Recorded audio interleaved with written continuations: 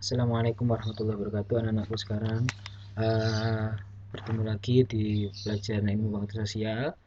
Sekarang kita akan membahas terkait interaksi sosial yang bersifat disosiatif. Interaksi sosial bersifat disosiatif mengarah kepada pertentangan atau konflik yang berwujud persaingan, kontroversi, pertikaian, dan permusuhan. Konflik atau pertentangan adalah suatu proses yang terjadi apabila individu atau kelompok berusaha mencapai tujuan dengan jalan menentang pihak lain dengan ancaman dan kekerasan. Berikut kita akan bahas bentuk-bentuk interaksi sosial yang bersifat disosiatif. Yang pertama adalah persaingan, kompetisi. Persaingan adalah proses sosial yang melibatkan individu atau kelompok yang saling berlomba dan berbuat sesuatu untuk mencapai kemenangan tertentu. Persaingan dapat terjadi apabila beberapa pihak menginginkan sesuatu yang terbatas atau sesuatu yang menjadi pusat perhatian umum. Misalnya, beberapa orang memperebutkan kedudukan, jabatan, contoh gubernur, kepala daerah, DPRD, wali kota, dan lain sebagainya. Adapun nantinya yang menduduki jabatan gubernur hanya satu orang. Ada 3 orang yang mencalonkan diri tapi tetap nanti yang terpilih hanya satu pasangan calon. Dan itu adalah bentuk persaingan atau bentuk kompetisi. Bagaimana nantinya para kepala daerah ataupun DPR dan lain sebagainya mampu mengambil hati rakyat, mampu memimpin rakyat dengan baik sehingga rakyat percaya untuk memilihnya. Persaingan dilakukan sesuai dengan norma dan tingkah laku sosial yang berlaku di masyarakat. Kecil kemungkinan menggunakan kekerasan atau ancaman. Persaingan seperti ini disebutkan persaingan secara sehat dan sportif. Adapun persaingan yang disertai dengan kekerasan, ancaman, atau keinginan untuk merugikan pihak lain dinamakan persaingan tidak sehat. Hal ini bukan lagi termasuk persaingan tetapi sudah menjerumus pada permusuhan.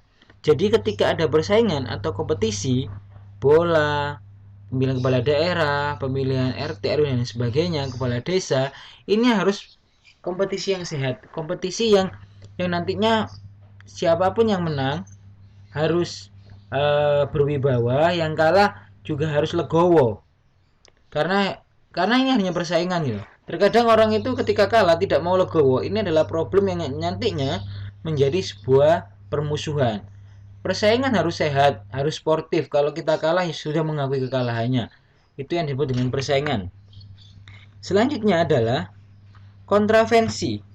Kontravensi adalah proses sosial yang berada di antara persaingan dan pertentangan.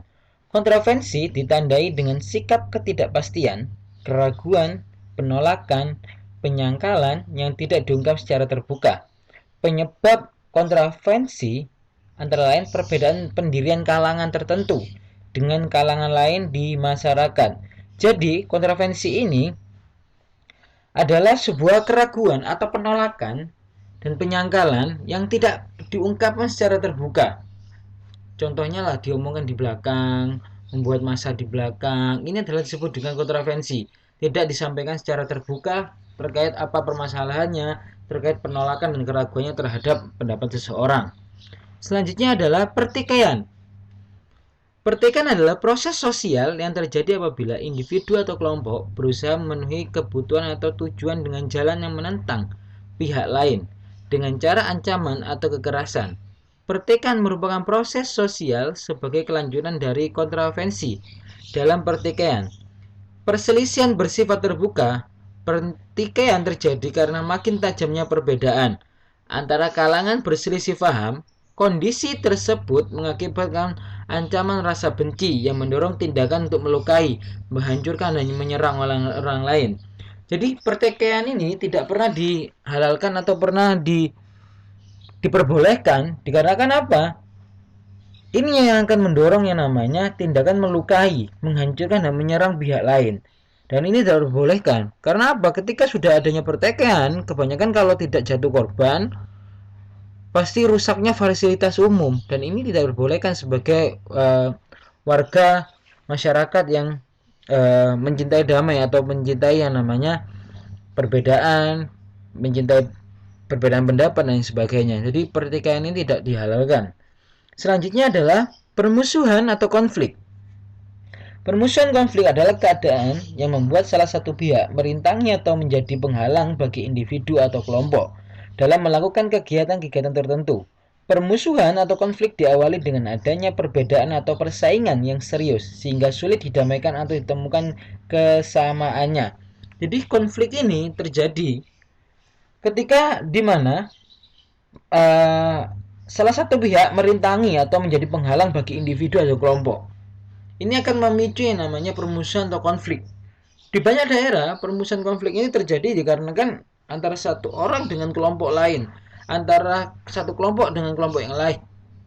Jadi ketika ada temannya di kelompok A, contohnya, mereka itu terjadi konflik dengan salah satu dari kelompok B. Ketika kelompok A ini melapor kepada teman-temannya, otomatis ini akan menjadi sebuah pertikaian atau konflik yang namanya konflik kelompok. Kelompok si A dan kelompok B. Permusuhan ini tidak pernah dibenarkan, yang nantinya menjadikan konflik yang turun-temurun atau konflik berkepanjangan, dan ini tidak diperbolehkan. Selanjutnya adalah pertentangan pribadi. Pertentangan pribadi adalah individu yang sejak mereka mulai berkenalan telah tidak saling menyukai. Awal buruk dikembangkan akan menimbulkan kebencian. Setiap pihak akan berupaya menghancurkan pihak lain. Jadi pertentangan ini melalui antara individu, antara si A dan si B. Mulai berkenalan, tidak saling menyukai. Oh, aku gak seneng biar iku. Ini adalah awal dari yang namanya ketidaksukaan. Awal buruk ini akan nantinya menimbulkan yang namanya kebencian, hasut, dan lain sebagainya. Yang kan bagaimana hatinya itu pasti akan menghancurkan pihak lain. Itu aja yang ada dalam hatinya. Di pertentangan pribadi ini sangat tidak diperbolehkan juga. Mungkin itu saja Nana. Kalau ada pertanyaan atau yang kurang mengerti bisa ditanyakan di grup yang sudah tersedia. Sekian dari Pak Rahman. Semoga apa yang kita dapat, apa yang kita cita-citakan orang tua semoga diberi kesehatan, diberi kemudahan. Wallahul muwaffiq ila aqwamit thoriq. Wassalamualaikum warahmatullahi wabarakatuh.